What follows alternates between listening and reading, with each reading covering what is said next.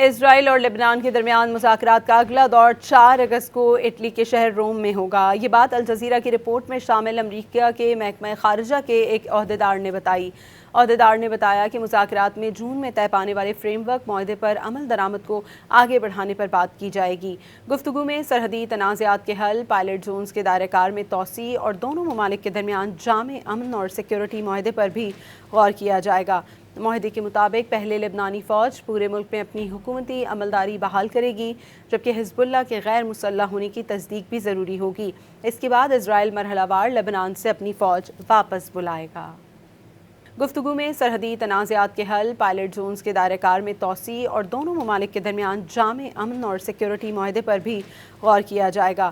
معاہدے کے مطابق پہلے لبنانی فوج پورے ملک میں اپنی حکومتی عملداری بحال کرے گی، جبکہ حزب اللہ کے غیر مسلح ہونے کی تصدیق بھی ضروری ہوگی۔ اس کے بعد اسرائیل مرحلہ وار لبنان سے اپنی فوج واپس بلائے گا۔